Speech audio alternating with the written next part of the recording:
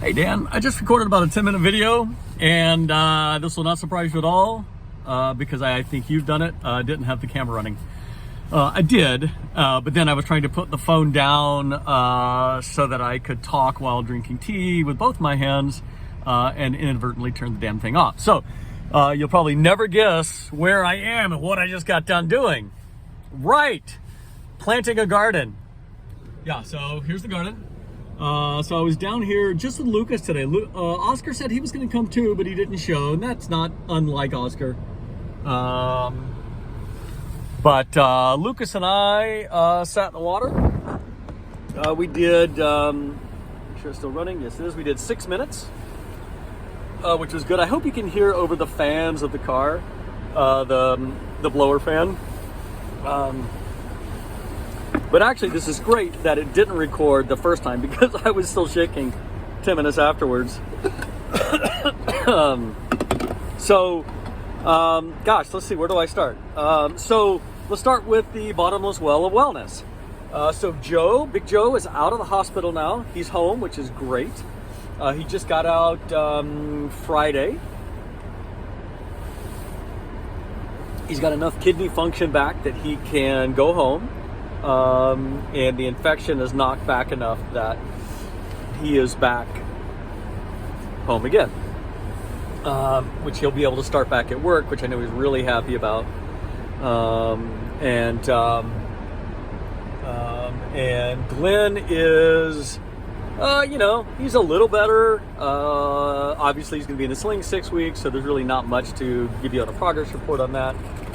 Todd is just about done with his post-op physical therapy, or post-surgery, you know what I mean.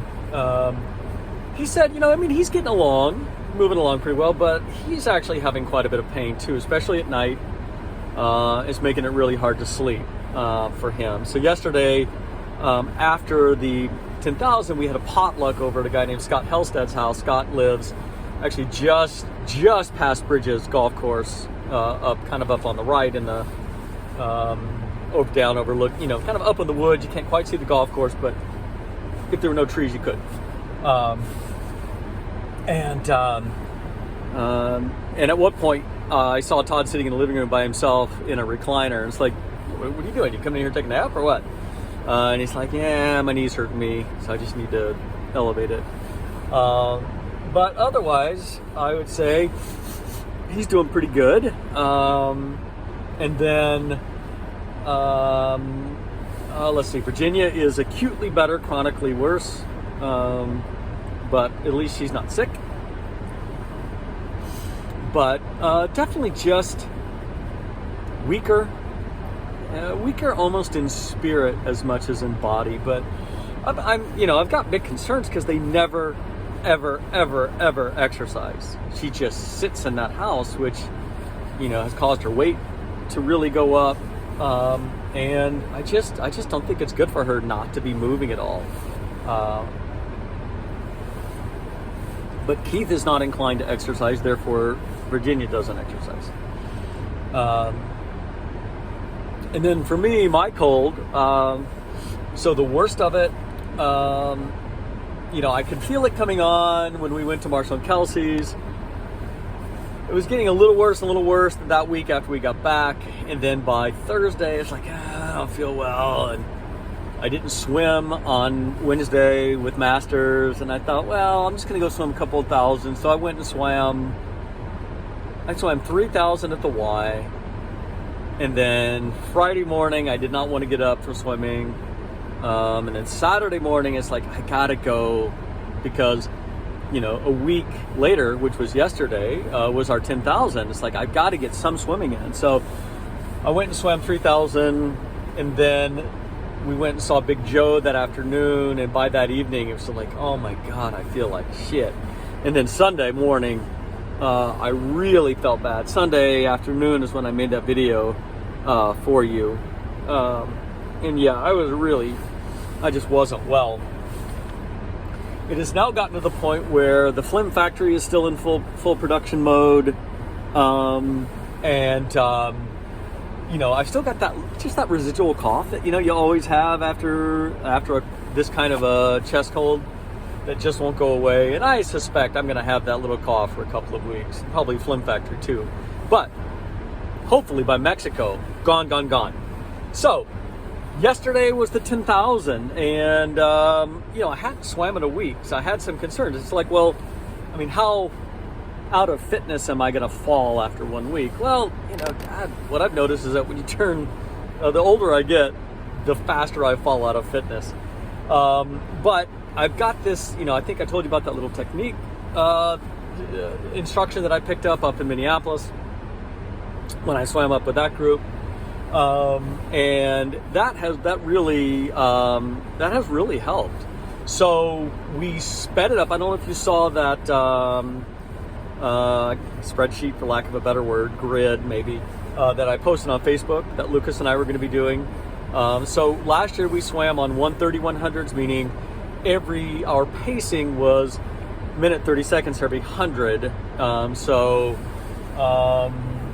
Essentially, if you're doing a 500, you're going to do a minute 30 times 5, which is what? That is 7 minutes and 30 seconds. So when you hit the wall at 6:55 or 7 minutes, then you wait until 7:30 before you start your next 500. So we did the 2 5s, the 4 4s, the 8 3s, the 12 2s, the 16 1s, the 20 50s, all on that same pacing. And it actually I thought it was pretty easy. I didn't have any cramping. Often I'll end up with, like, my toes will cramp down, or my instep will cramp, or a calf will cramp. I had nothing. The other thing that I changed is I didn't eat anything during the swim. I mean, everybody had just like food packed on the pool deck. It's like, we're exercising for 2.5 hours. Come on. I mean, you don't need that much food. You don't need any food at all, I don't think. I mean, not to mention, you eat something, 30 minutes or an hour into the swim, you're not going to digest. That's not going to do you any good. All it's going to do is divert blood from the muscles to your gut, which you don't really need to do. So all I just had was just a bottle of water, and just drank water the whole time, and that actually worked fine. So we swam it on 127s. I really think next year, Lucas doesn't want to speed up, but I want to do 125s. I think we could do 125s, with the goal eventually of, let's try 120s. Can we do that? Now the problem with when you're swimming 10,000 is I'm hitting the wall about 119. So if you're swimming on 120, 100s, pretty much you're just swimming at 10,000 straight. That's fine, I guess. I mean, what's the worst that's going to happen? You're tired. Okay, I can live with that. So anyway, it went well afterwards. We had the big potluck out at Scott Hellstedt's house. Lots of food. That was good. Also day before yesterday, I got an email from Lynn Cox. So I sent a blog post out from Mugby, and she must be on that mailing list, and she just wrote a quick little ditty back saying, "Oh, hey, good to hear from you." So I wrote back something longer about the Estonia swim and generally how we were doing. And then she wrote back this long email, talking about Estonia, how cool that sounded, blah, blah, blah. But I did ask her, I said, are you ever, if you're on your speech circuit that you do, if you're ever in the Midwest, please let me know. I would love to come and actually meet you in person. And she said, well, actually my husband, I think she must have gotten married within the last 5 years or so. My husband's son works or teaches, I can't remember what she said, at Macalester College in St. Paul. And she says, we're up there a couple times a year. So it's like, oh, awesome. So hopefully I'll get to meet her. I'm going to suggest that we go to Victor's 1951 Cafe and have a little swim clatch. Yeah. So that was really great. It was good to hear from her. And Mexico's coming up. Can I safely assume that outside of maybe trips to Colfax or that kind of thing, you're not going anywhere on any trips between now and Mexico, which I guess is 2.5 weeks. Woohoo! So Beth asked me what I was looking forward to. Of course, I'm looking forward to swimming every day. And I'm assuming that you will take the bus with me in the morning. You'll go do walkies, and I can do swimmies, and then we can meet up for coffees at the cafe at the beachside with our amigos mexicanos, and we can talk Spanish and listen to Spanish and drink Spanish. So I'm really looking forward to that. One of the things that I do want to do on this trip is I want to go down to Sayulita for a day. I don't know if you've ever been, if you're interested in going, but Beth is interested, so she definitely wants to go down. It's supposed to be just sort of this bohemian hippie village. And, Pepe and Oscar have both recommended it. Glenn says he highly recommends it because there's lots of thongs. I think he's talking about women, but I'm not sure. So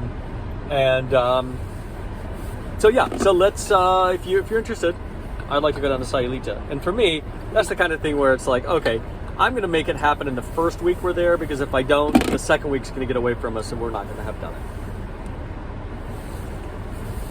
So is there anything that you want to do while we're there that you haven't done before, or that you have done before and you want to do it again?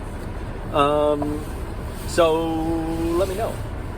And I'm sure Beth and I will look for more day trips like we did last time, where we went zip lining, or when Marshall was with us, we went to the botanical garden, or the botanical forest. I guess it really was more than a garden. How are you? You got a coat? You got a new coat? Kind of like this one? Mine's got the U.S. Masters swimming logo on it, which I don't think yours does. But I've always wanted a swim coat, not only for things like this, the river, but also anytime I'm doing a swim meet. It would be nice to have a coat on the pool deck so you could throw on when you're done with the race. Speaking of which, actually, there's, I think Kay, maybe one other, want to go up and do a master swim race this spring. So that would be great if we could just get all of us up there to do that. So let's see. There's other things I'm going to talk about in your video. You had made a, oh God, what was it? I don't have it written down. I'm so sorry. Remind me of the things that you made your videos about recently. Swimming. You know, you're in Colfax right now. Maybe you're already on your way back home. Was that just a filial duty trip, or were you up there for some other reason as well? Maybe for running. You went up there because you wanted to run a 3K or a 5K or 5K. Speaking of which, how is running going? Is your knotty problem, has that resolved itself? The knotty problem in your calves? And are you running a little bit each day, or are you just going to say, you know what, I am Dan Haug, and I'm going to go out and run 5 miles because I can? So, let me know. I'm anxious to hear. And actually, that's what you can do when we're in Mexico, and I'm on swimming. You can go do runnies. You can run down Malecon and back, you know? And I mean, there's lots of people doing it. Nobody gives a shit. Nobody's ever going to see you again. So I say do it. I have spoken. Let's see. What else is happening? We are now officially Pool 6 coffee roasters. We signed the contract and money's exchanged hands. So what that means is Mugby is no longer a roastery. It is now Pool 6, and I have a business partner. His name is Mike Calhoun. And which is great, because that's also going to allow me to go to Mexico while he roasts. Speaking of roasting, I'm getting hot in here. Nothing is really different yet, but what we're trying to do is trying to get the website set up. We are getting the website set up, but also trying to establish what our voice, who our customer is going to be, and what our voice is going to be in our written communications with our blog posts, etc. So hopefully we'll get that done soon, and we can start gathering more customers to us.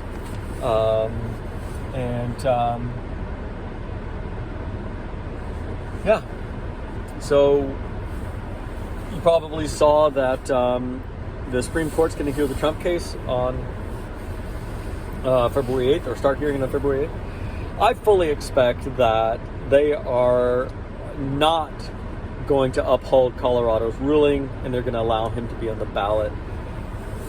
Man, I've heard so much from both sides of the political spectrum, of whether that's wise or not. but plenty of people on the left side of the political spectrum who still think it's probably the wisest choice to allow him to be on the ballot. And it's,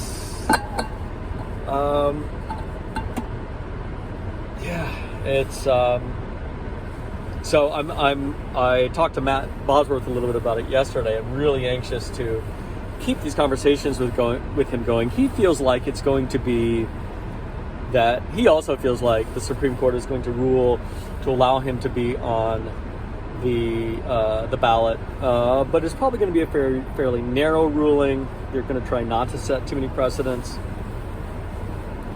but they're also going to be. It's not going to be a strictly a constitutional or legal ruling.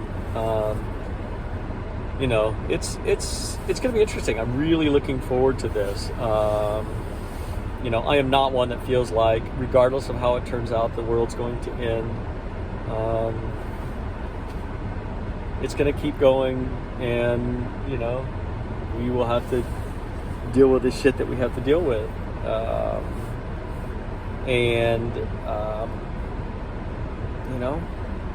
That's okay. A lot of people in the history of the world have had to deal with a lot worse. I'm sure we'll manage. All right, I'm all warm. I'm going to go home and chill with my wife, do some finances. I'm trying to get all the Mugby stuff done before Mexico. So I and the river bid you adieu, as in we think you should do a cold water immersion today. So hopefully you get into into your river. And we will be communing via the waterways. It's my story, man. I'm sticking to it.